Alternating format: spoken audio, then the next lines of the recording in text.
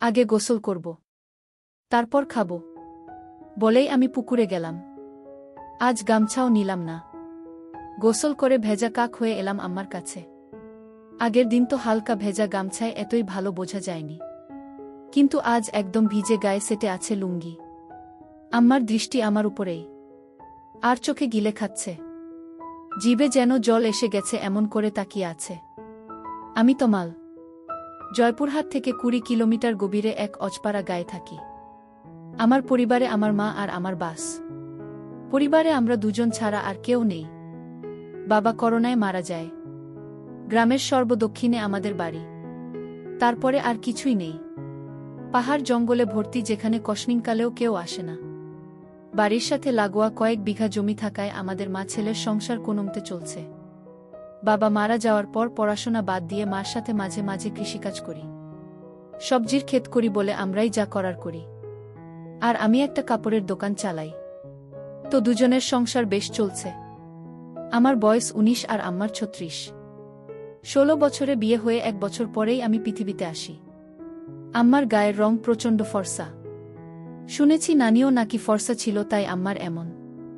আম্মার শরীরের রঙের মতোই অপরূপ সুন্দরী তিনি। এমন চেহারার রূপসী নারী আর নেই আমাদের গ্রামে। কেউ বলবে না তার 19 বছরের সন্তান আছে। 24-25 বছর বয়সী বিবাহিতা নারীর মতো একদম। আম্মার সাথে আমার মনের প্রচণ্ড মিল। আমায় ভীষণ ভালোবাসে আম্মা। কখনো একটু বকাও দেয়নি জীবনে। বলে আমি তার সবকিছু। যাই হোক, আসল ঘটনায় আসি। আম্মাকে নিয়ে কখনো আমার মনে খারাপ চিন্তা ছিল না। সাধারণ মা ছেলের মতোই। তবে বয়সের সাথে সাথে নিজের বয়সের চেয়ে বড় মেয়ে ও মহিলা দেখে মনে সুপ্ত বাসনা তৈরি হতে থাকে। স্কুলে পড়ার সময় কখনো ক্লাসের মেয়েদের দেখতাম না। ম্যাডাম বা আন্টিদের প্রতি নজর যেত সবসময়। আর এখন এটা আরও বেড়ে গেছে।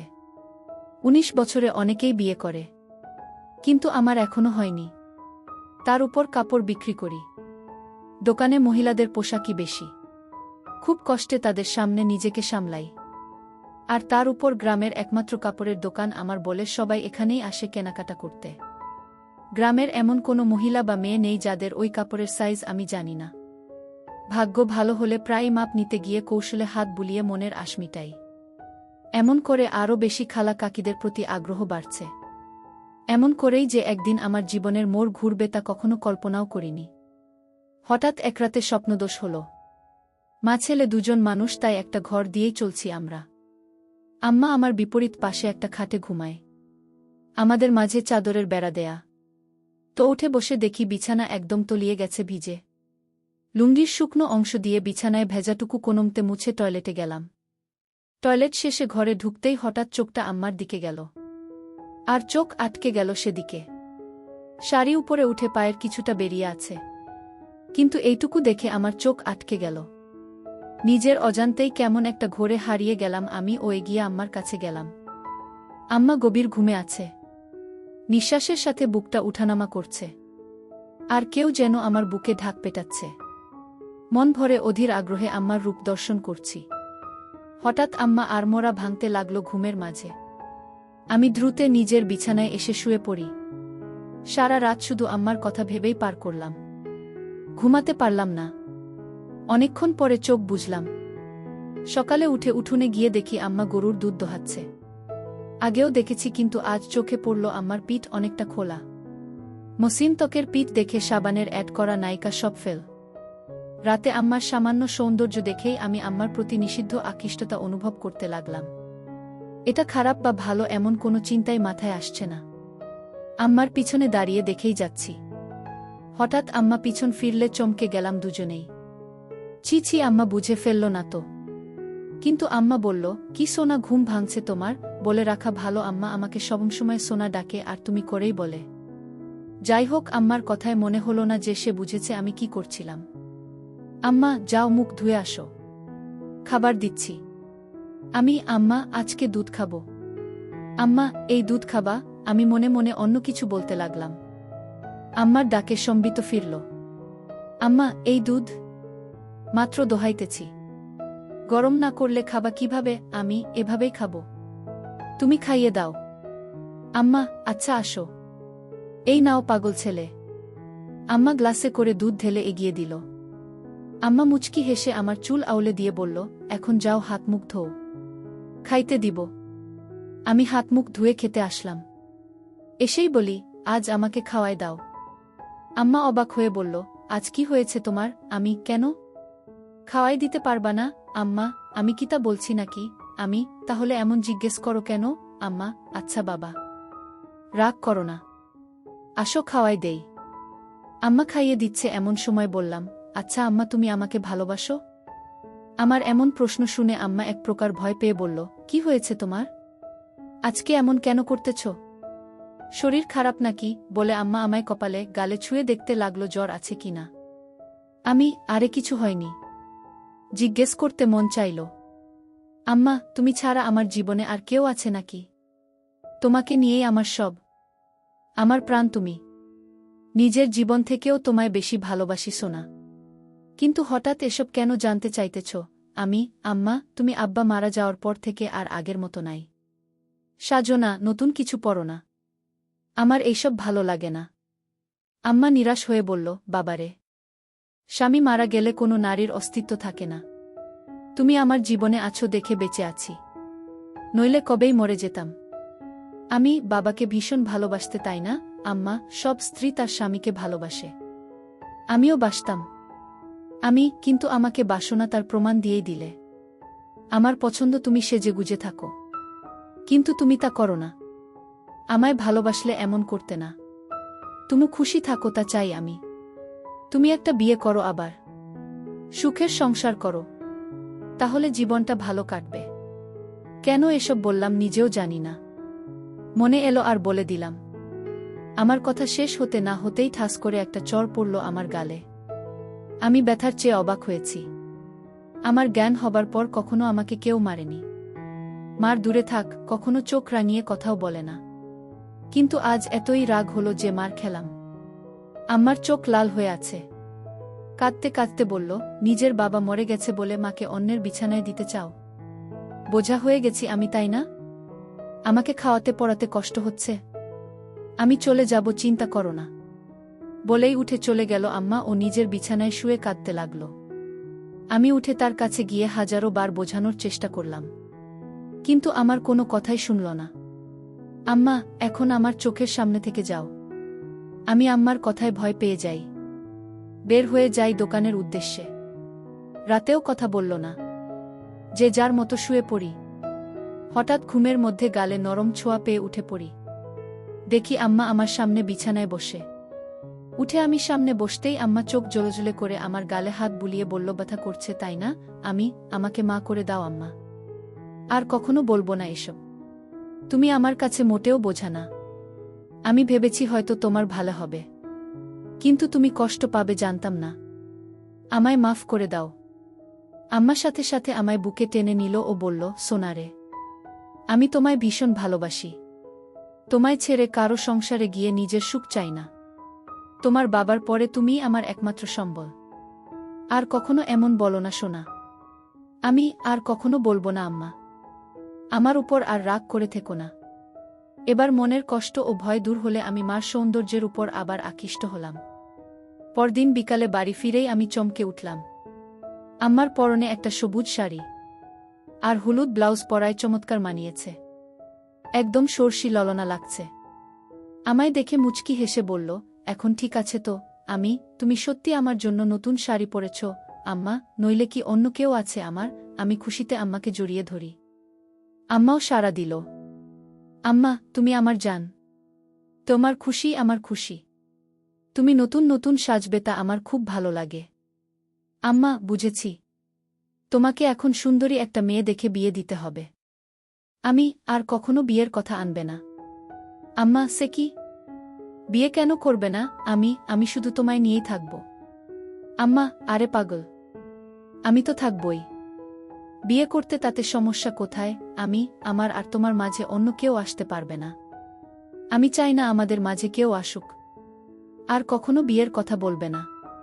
তুমি ছাড়া আর কাউকে নিয়ে আমি সংসার করতে চাই না। আম্মা আমার কথা মা ছেলের মমতাময় ভাব বুঝেছে, কিন্তু তা ছাপিয়েও যে আমি তার মন প্রাণ সব পাওয়াটা ভাবছি তা তো সে জানে না।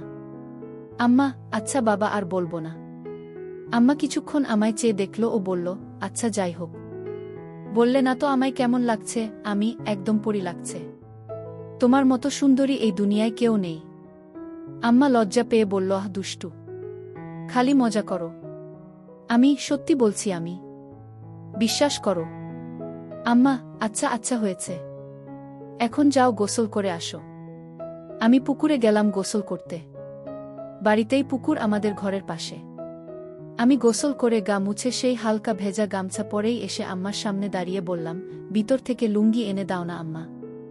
হঠাৎ আম্মার চোখ খেয়াল করলাম আমার গামছার দিকে। নিচে তাকিয়ে দেখি আমার ওটা স্পষ্ট আকার বোঝা যাচ্ছে।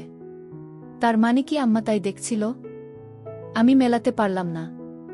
সেদিন রাতে হঠাৎ ঘুম ভাঙল একটা অদ্ভুত শব্দে। উঠে ভাবলাম আম্মার কাছে দেখি বিছানায় নেই আম্মা। দরজা খোলা। হয়তো বাহিরে কোনো সমস্যা হয়েছে কিনা ভেবেই তড়িঘড়ি করে বাহিরে গেলাম। আম্মাকে ডাক দিলাম কিন্তু সাড়া নেই। হঠাৎ একটা শব্দ এলো গোসলখানা থেকে। পুকুরে গোসল করে আম্মা। তবে মাঝে মাঝে গোসলখানায়ও করে। তাই সেখানে এগিয়ে গেলাম দেখতে শব্দ খুঁজে। এগিয়ে যেতেই শব্দ বাড়ছে। হঠাৎ শব্দটা কেমন অদ্ভুত হলো। বুঝতে পারছি না এমন শব্দ কিসের জন্য করছে আম্মা। এগিয়ে গোসলখানার কাছাকাছি যেতেই পর্দার ফাঁকে যা দেখতে পেলাম তা আম্মার প্রতি আমার ধারণাই পাল্টে দিল। গোসলখানার দরজা নেই। পর্দা লাগানো বলে সব দেখছি, কিন্তু আম্মা জানেই না। আম্মা টিউবওয়েলের চোখা অংশের উপর বসে আজব কাজ করছে। শাড়ি পরা বলে তা দেখা যাচ্ছে না, কিন্তু বোঝা যাচ্ছে। কাজ সেরে আম্মা টিউবওয়েল থেকে নেমে গেলে আমি চুপি পায়ে ঘরে এসে শুয়ে পড়ি। চোখ বুজে হালকা খুলে দরজায় নজর রাখি ঘুমের ভান করে, আর লুঙ্গি তুলে রাখি যেন দেখা না গেলেও আম্মার কৌতূহল বাড়ে। আম্মা ঘরে ঢুকল। দরজা আটকেই আমার বিছানার কাছে এসে দাঁড়াল। সে দাঁড়িয়ে থাকায় তার চোখে বাহির থেকে জানালার ফাঁক দিয়ে আসা চাঁদের আলোয় স্পষ্ট দৃষ্টি আমায় গিলে খাচ্ছে। ঘুমের মাঝে আমি আড়মোড়া ভাঙার ভান করলাম। তাতে আম্মা তড়িঘড়ি করে চলে গেল নিজের বিছানায়। আমার মন খুশিতে নেচে উঠল আমার প্রতি এতই আকর্ষণ দেখে। কখন যে আম্মার কথা ভাবতে ভাবতে ঘুমিয়ে গেলাম বলতেও পারি না। সকালে ঘুম ভাঙতেই উঠে দেখি আম্মা এখনো ঘুমিয়ে আছে। কিন্তু অবাক করা বিষয় দেখি মাঝখানের চাদরটা সরিয়ে রাখা। আম্মাকে দেখে চোখ আটকে গেল। আমি আম্মাকে ডাকলাম, আম্মা উঠো, সকাল হয়ে গেছে তো। আজকে এতই সকাল হয়ে গেল উঠুনি যে? আম্মা ঘুম থেকে চোখ মেলে উঠে বসল, কিন্তু সামান্য বিচলিত নয় আমায় দেখে যে তার কাপড় ঠিক নেই। স্বাভাবিক গতিতেই কাপড় ঠিক করে বিছানা থেকে নামল। আমি, এতই দেরি যে? ক্লান্ত নাকি আম্মা? পরিশ্রম করা হয়েছে খুব তো, তাই ক্লান্ত। এখন ভালো লাগছে। আমি মনে মনে বললাম, কি পরিশ্রম তা তো জানি। এই চাদর সরানো যে? আম্মা, আমি সরিয়েছি। ঘরে আমরা ছাড়া কেউ নেই তো চাদর রেখে কি হবে? আর যে গরম পড়েছে, এভাবে চাদর থাকলে আলো বাতাস চলাফেরা করে না। আম্মার যুক্তি শুনে মুচকি হাসলাম মনে মনে। আম্মা, তোমার খিদে লেগেছে তাই না? তুমি হাত মুখ ধুয়ে আসো। না, আগে গোসল করব, তারপর খাবো। বলেই আমি পুকুরে গেলাম। আজ গামছাও নিলাম না। গোসল করে ভেজা কাক হয়ে এলাম আম্মার কাছে। আগের দিন তো হালকা ভেজা গামছায় এতই ভালো বোঝা যায়নি, কিন্তু আজ একদম ভিজে গায়ে সেটে আছে লুঙ্গি। আম্মার দৃষ্টি আমার উপরেই, আর চোখে গিলে খাচ্ছে। জিভে যেন জল এসে গেছে এমন করে তাকিয়ে আছে। আমার বেশ ভালো লাগছে তা দেখে। আম্মা ভিতর থেকে গামছা লুঙ্গি এনে দিল ও যতক্ষণ আমার মোছা শেষে লুঙ্গি না পরলাম সে লুকিয়ে দেখেই চলল। হঠাৎ আম্মা বলল, তুমি একটু বসো, আমিও গোসল করে আসি। আজকে গরম লাগছে, এসে খাইয়ে দিব তোমায়। আমি ভাবলাম ভালোবাসা দেখাতে খাইয়ে দিবে, কিন্তু আরও কিছু অপেক্ষা করছে তা বুঝিনি। আম্মা যে গোসল করতে না, শুধু শরীর ভেজাতে পুকুরে গেছিল তা বুঝতে বাকি রইল না। 2 মিনিটেই ফিরে এলো আম্মা ভেজা শরীরে। আগেও দেখেছি এমন ভেজা শরীরে, কিন্তু আজ আমাকে দেখাতে যে আম্মা ভেজা শরীরে এসেছে তা আমি জানি। হঠাৎই আম্মা এগিয়ে এসে বলল, বাবু আমার হুকটা খুলে দাও তো। ইস, ব্লাউজটা আর চলবে না মনে হয়। আমিও সুযোগ পেয়ে বলে বসলাম, ছেলের কাপড়ের দোকান, আর তুমি কিনা একই জিনিস নিয়ে পড়ে আছো। নতুন নিয়ে নাও, তাহলেই তো হয়। দোকানে গিয়ে নিয়ে এসো পছন্দ করে যেটা ভালো লাগে। আম্মা, ইস, ছেলের দোকান, তাহলে যে আনতে হবে কেন? ছেলে আনতে পারে না? কষ্ট করে বাজারে দৌড়ঝাঁপ করাবে নাকি? আমি, আচ্ছা বাবা, সব পাঠিয়ে দিব, তুমি পছন্দ করে নিও। ইচ্ছে করেই বললাম যেন আরও গভীর হওয়া যায়। আম্মা, পাঠাবে মানে? আমি ফেরিওয়ালা কাকির কাছে পাঠিয়ে দিব। আম্মা, বাহিরের মানুষের সামনে পছন্দ করতে পারব না। আমি তো জানি না ওসব সাইজ টাইজ। তাছাড়া আমার সামনে এসব সমস্যা হবে না। আম্মা, তোমাকে কে বলল সমস্যা হবে? দোকানদার হয়েছ, খদ্দেরকে কাপড় দেখাবে। কি সব বলছো বলো তো? দোকানেও কি এমন করো? আমি, আচ্ছা বাবা, ভুল হয়েছে, আমি নিয়ে আসব সবগুলো। তোমার পছন্দমতো সাইজ বুঝে নিও। আম্মা, সব কেন আনবে? আমার সাইজেরগুলোই আনবে শুধু। রং আমি বেছে নিব। সাইজ 34। মনে থাকবে তো? আমি আম্মার দিকে হা করে তাকিয়ে আছি।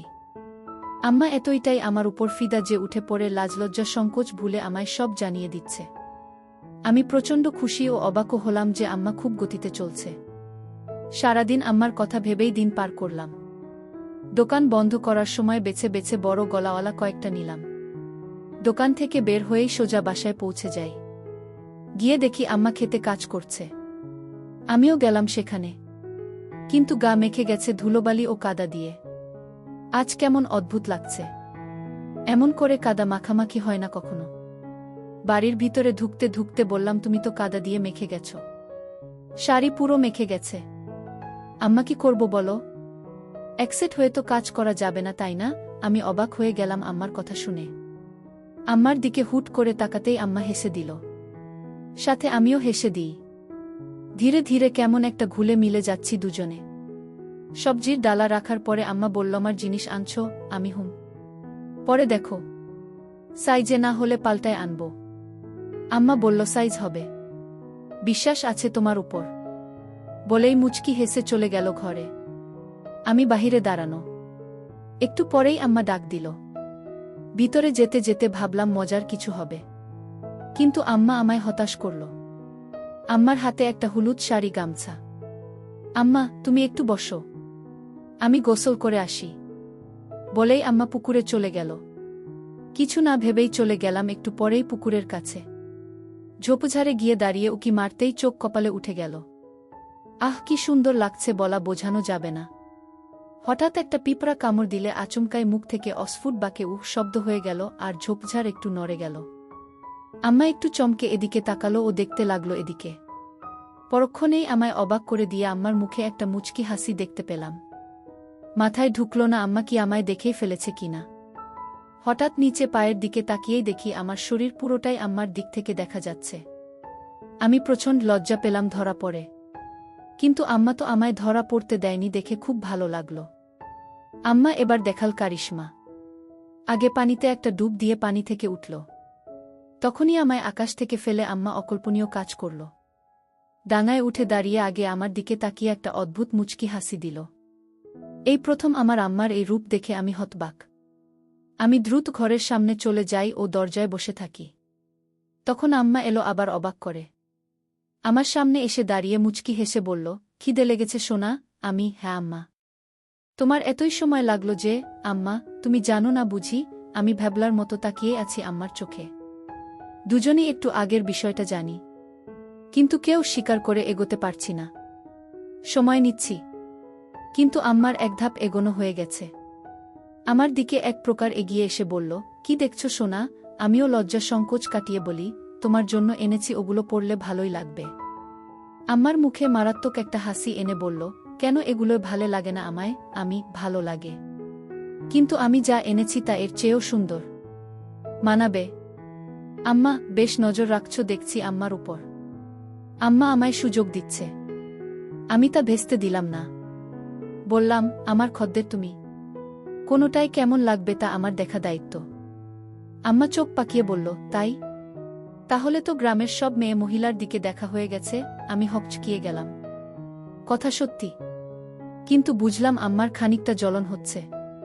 তাই আরেকটু জ্বালাতে বললাম, সবাইকে কি আর দেখব? যার জন্য সাধারণ ভাবনায় যা দেখা লাগে তাই দেখি। টাকা দেয় ভালো জিনিস দিতে, বুঝে শুনে ভালোটাই দিই। আমিও কি সবার কাতারে পড়ি? আমাকেও কি টাকা দিতে হবে? আমি মুচকি হেসে বললাম, যদি খদ্দের হয়েই থাকো তাহলে দিবে টাকা। আম্মার অধিকারে নেওয়া পাপ। তুমি কি হিসেবে চাও? ঢিল মেরেছি। এবার ঘুঘু ধরা নিজেই পড়তে চায়, তাই ঢিল নিজেই গায়ে লাগাচ্ছে। আম্মা, তা দেখা যাবে। তুমি বসো, বলেই আম্মা ভেজা শরীর নিয়ে ঘরে চলে গেল। কিন্তু দরজা খোলাই আছে। কখনো এমন করেনি, কিন্তু আজ করেছে। 2 মিনিট পরেই আম্মার হঠাৎ ডাকে ভয় পেলাম। ভাবিনি এতই তাড়াতাড়ি ডাকবে, কারণ এতই তাড়াতাড়ি কাপড় পরা হয় না। তাহলে ডাকলো কেন? আমি ভিতরে আসব? আম্মা, হ্যাঁ এসো। আমি মন ফুরফুরে করে এগিয়ে ঘরে ঢুকেই চোখ জড় হয়ে গেল। আমার মনে ঝড় উঠে গেল আমার প্রতি এতই সদয় দেখে। আম্মা আমায় নিজে থেকে দেখাচ্ছে বলে গর্বে বুকটা ভরে গেল। আমি আম্মার সামনে গিয়েই তো হয়ে দাঁড়িয়ে আছি। এমন সময় আম্মা গলা কেশে বলল, কি হলো দোকানদার?